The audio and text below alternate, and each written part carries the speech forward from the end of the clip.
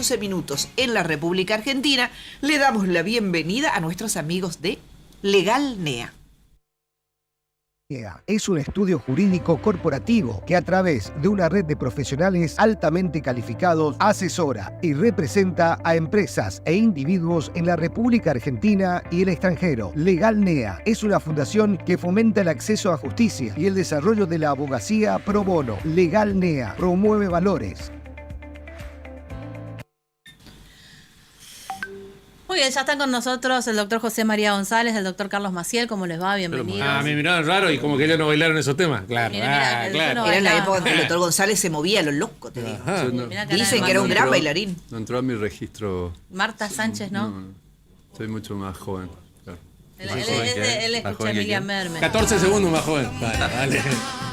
Nos ponen cara de raro, pero bueno.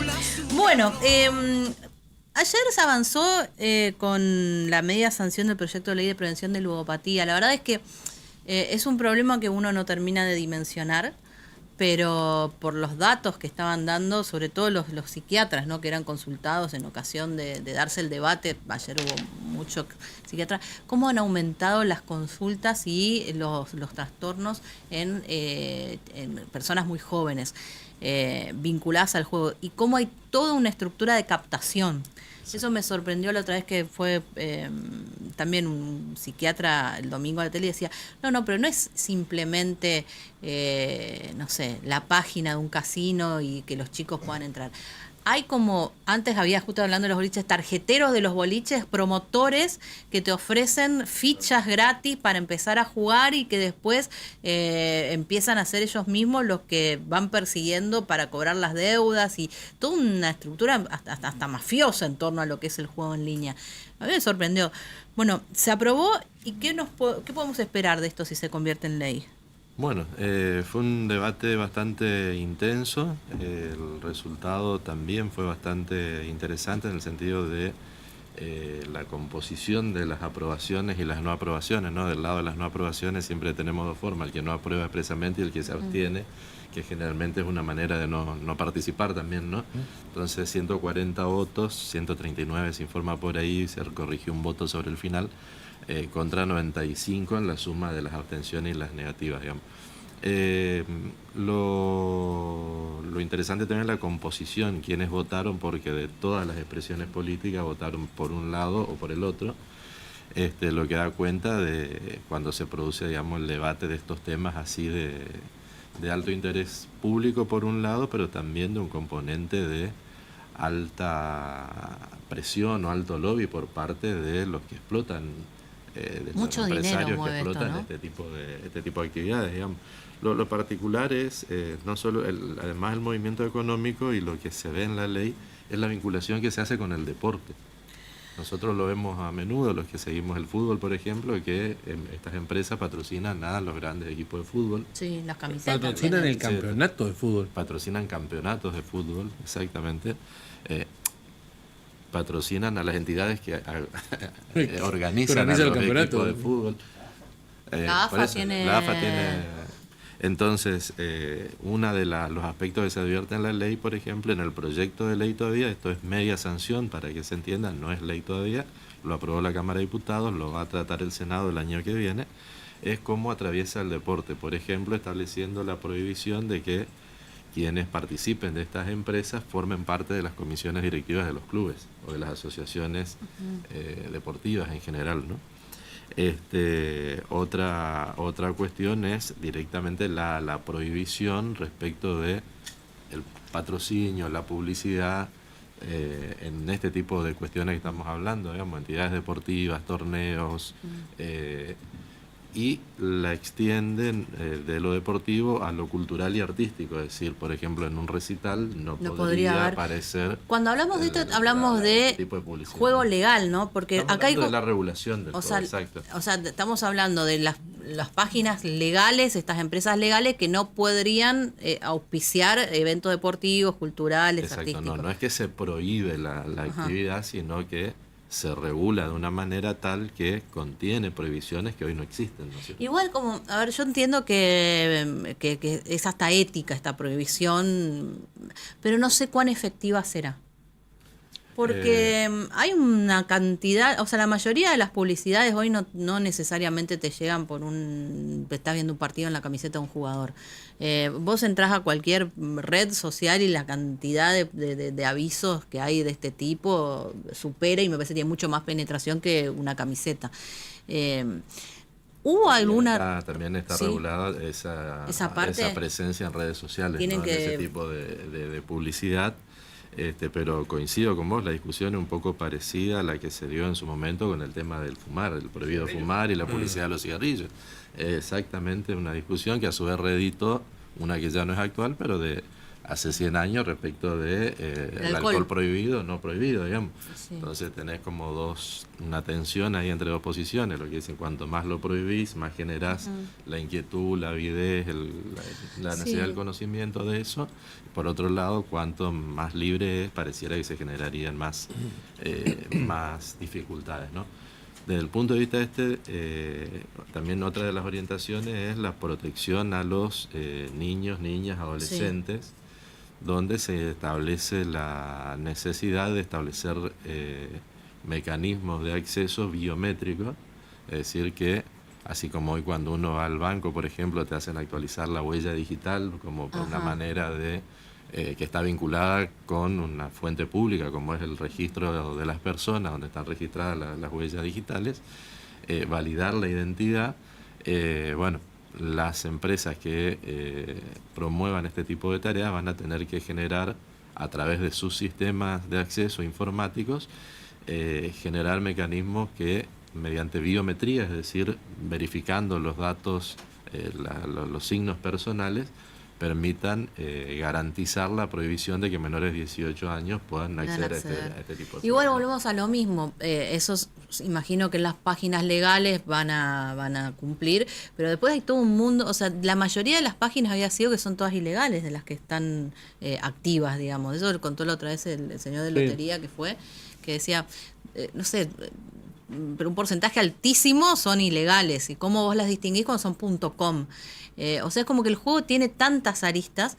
Yo decía, ¿van a limitar la cantidad o las horas que puede estar un jugador en línea, o eso no se aprobó al final? Porque una de las ideas era limitar el tiempo. Es decir, si una persona, no sé cuánto sería ese tiempo, pero juega más de 2 horas, bueno, ya que se te corte la sesión y que ya no puedas jugar más. ¿Salió algo en ese sentido o no? Yo no lo detecté en el proyecto. Ajá. Lo que sí se establecieron fueron limitaciones en cuanto al modo de los pagos y a los límites de los pagos.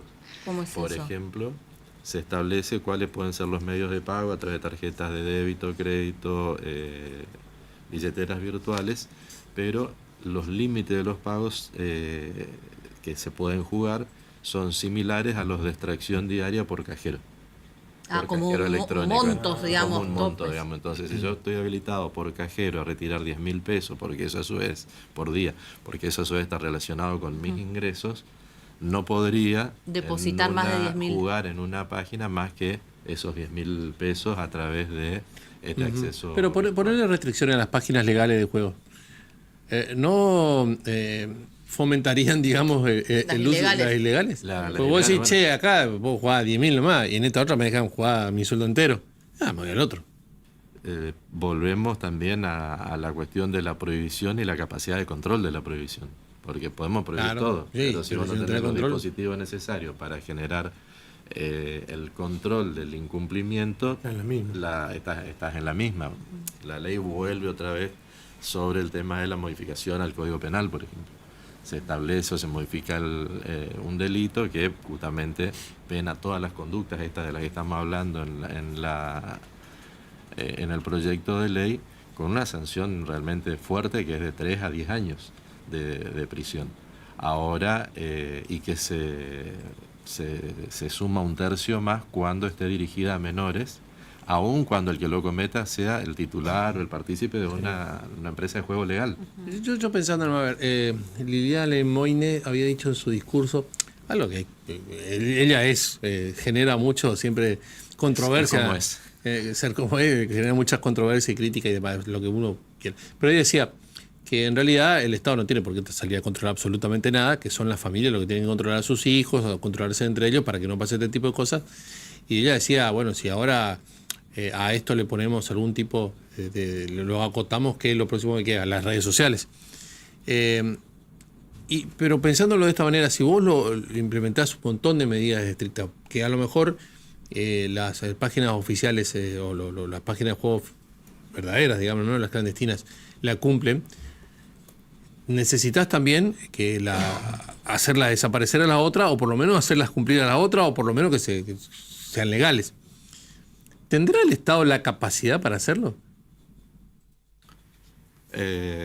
Cada vez que tocamos este tema hablamos de la capacidad que tiene el Estado de perseguir y después punir los delitos, porque también está la otra, hacemos tremendos procedimientos, salen en todos los medios y demás, y después pasó ayer, antes de ayer, por un procedimiento de drogas en provincia de Buenos Aires, por no cumplir con la cadena de custodia, gente que de la prueba, ¿no es cierto?, resguardar la prueba, personas que estaban claramente involucradas en la comisión de un delito quedaron libres, digamos. Entonces, lo que hay que definir realmente es el rol, la función del Estado, y que el Estado, cuando asume estos compromisos, tenga los dispositivos para cumplirlos, ¿no? Estamos en una época donde se dice, bueno, vamos a comprometer erogaciones justificando los fondos de dónde van a venir. Esto va a requerir de fondos para esto va a requerir de unidades especializadas de investigación que hoy la justicia las tiene en lo formal, se establecen los mecanismos, pero que en la práctica les cuesta funcionar, que son lentas. ¿Cuánto una persona que le secuestran el teléfono por la investigación de un delito? ¿Cuánto tiempo demoran en devolvérselo? No sé cuánto. Entre 1 y 2 meses pueden llegar a pasar, y puede ser menos si el abogado es muy insistente y hace valer los dispositivos que están en el Código Procesal Penal para que se lo devuelvan rápido. Teléfono. Si esa persona trabaja, como pasa con ese teléfono, y está incorrectamente secuestrado, o en realidad es porque lo aportó como víctima, entonces generamos el efecto contrario, es decir, la próxima no denuncio porque al final me trae más perjuicios que beneficios, ¿no? Entonces yo creo que son discusiones que exceden a la ley o al proyecto de ley. Sí, hay una sí cuestión misma, cultural, o sea, lo que habríamos que ver y de roles. social, Ahí yo coincido en esto de los roles de la familia, ¿no? Los psicólogos dicen que habría que prohibir las redes sociales para bueno, hay países que avanzaron en la prohibición directamente. Y son países desarrollados, no son países bajo cualquiera de las otras denominaciones, ¿no? Vos no podés tener una red social si son menores de 18 años. No sé. Australia, creo que Australia fue, sí. O sea que tampoco es tan descabellado pensar eso. Pero lo que habría que repensarnos es por qué nos volvimos tan ludópatas en general. Pues tenemos la cultura de la apuesta. O sea, cualquier superclásico, digamos, estamos todos viendo, ya sea el asado, ya sea lo que sea. O sea, tenemos y nos gusta. Pero esto creo que yo favorecido por las tecnologías, ha escalado un punto en donde decían, ya vos te vas a un partido y ya no importa ver el partido, sino importa seguirlo y ver con las apuestas, o sea, y somos como muy permeables a esto. No sé si es la idea de poder, no sé, de ganarnos la vida o pegar un premio, si es la adrenalina que te genera, pero hay algo más cultural que no se va a resolver, me parece, legislativamente. Incluso en una cuestión generacional, digamos, es decir, se hablaba en la sesión ayer de la mirada que tienen los jóvenes actualmente de que los cambios, el hacer el dinero, el tener éxito, tiene que producirse rápidamente, claro, y de la manera menos costosa posible. Entonces esto aparece como una alternativa. Es genial. Y va a lo que apuntabas hoy, es decir, la publicidad expresa o implícitamente está destinada a generar ese tipo de inquietudes o de intereses, ¿no? Sumado a lo tecnológico, había un dato interesante en la discusión de uno de los diputados, plantea, nunca en 300 años de historia de la humanidad, 300 millones de años de evolución de la humanidad, el ser humano estuvo tanto tiempo con un aparato en la mano y mirándolo, como es el celular. Es increíble. Y todo lo que a partir de ahí se genera, ¿no? Hay una cuestión que la ludopatía es uno de los tipos de adicciones. Y las adicciones, como bien decía, como introdujiste, Cristina, tiene que ver con técnicas que utilizan y que están estudiadas científicamente, que tienen que ver con los juegos, con las redes sociales, que generan un sistema de recompensas en el cerebro que hacen que uno siga enganchado y siga enganchado y siga enganchado. Y esto, sumado a la cuestión de la ludopatía, de esa patología en particular, genera un combo realmente muy, muy peligroso. Sí, hay gente que llegó a chicos, porque viste, uno apunta a los chicos, pero yo creo que también en las personas grandes te genera tal vez el mismo la misma adicción, departamentos llegaron a embargar, claro, por en el medio de lo que es la adrenalina, no sé, el clímax de la apuesta, no se miden consecuencias.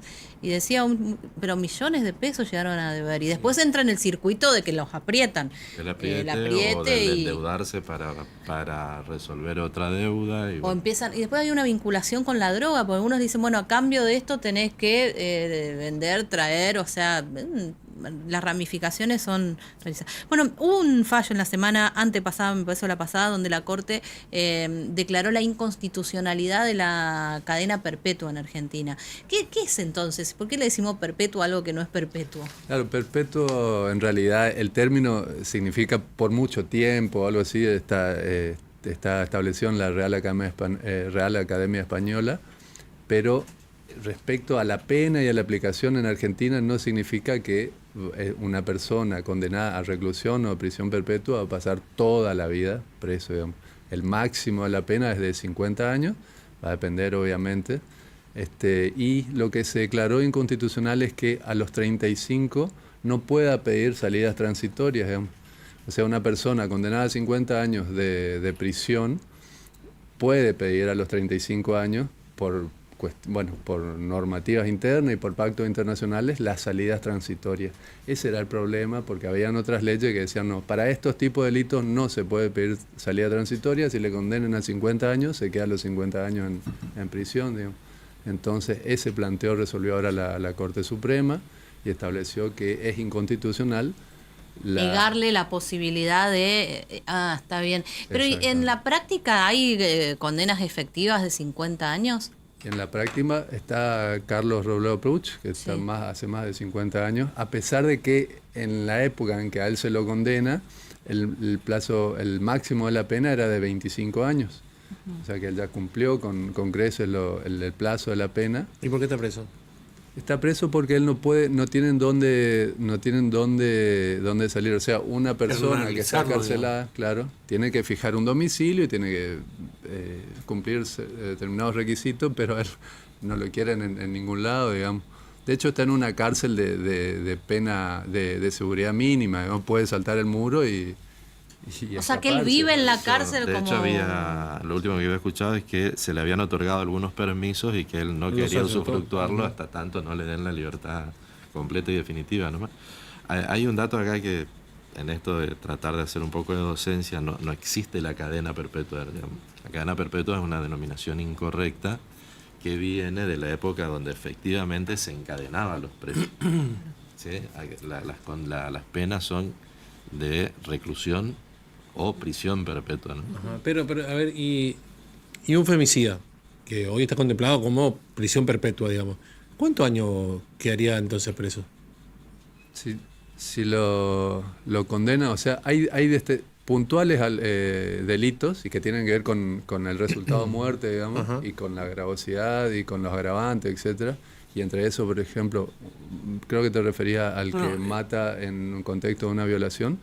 Le cabría la pena máxima, digamos, que no perpetua también el término es inconstitucional porque no se puede establecer una pena indeterminada a una persona, digamos. Debe ser, 50 años de prisión, los 50 años, a los 35 puedo pedir la salida transitoria, es discutible o no, pero... O sea, uno no va a encontrar un fallo de un tribunal que diga por vida.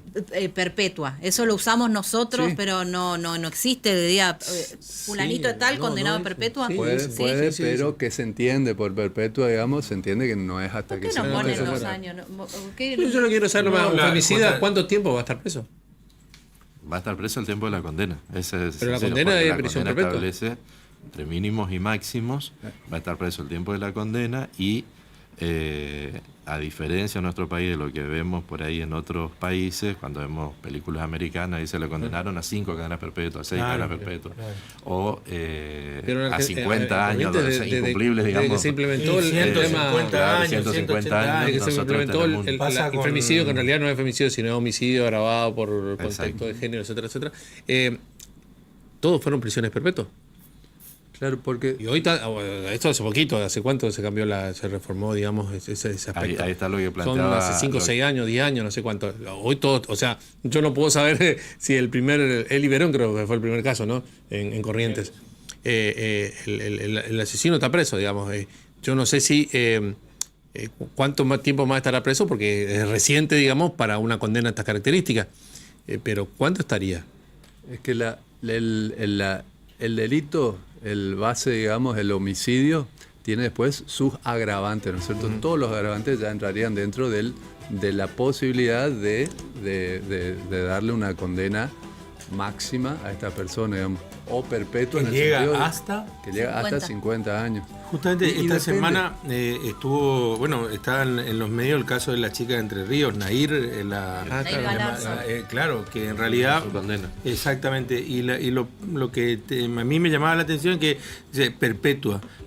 Podrá salir en, creo que decía 2050, por ejemplo, ya contaban los años, pero sí, pero entonces No es perpetua. Entonces no es perpetua, digamos, ¿no? La Que coincide con cuestión lo que desencadena lo que esto vos es decías. la cuestión que desencadena esto es que como agravantes algunas penas establecían que no se podían pedir la libertad condicional o la salida alternativa, gozar de todos esos mecanismos de reinserción. Eso era como un agravante más. Entonces lo que se declara inconstitucional es que esos agravantes es la aplicación de esos agravantes, tratar de manera desigual a dos personas que sufrieron la misma condena por estas características, digamos, ¿no? Entonces, ¿hasta cuándo va a estar? Y cuando empiece a cumplir los plazos establecidos, por ejemplo, estos 35 años, se verán todas las condiciones que se evalúan durante una etapa que generalmente no seguimos, no estudiamos, que es la ejecución de condena. Hay muy pocos abogados de ejecución de condena que tienen que ver con las condiciones en que se cumple la condena de cualquier persona, ¿no? Gracias por venir. Buen ustedes, fin de. muy amable. Vamos a ver si se pueden ir, pues se Igualmente, largó con todo. Hacemos la pausa, Tere. Pero venimos en un ratito, amigos. No se vayan, ya estamos. Sintoniza a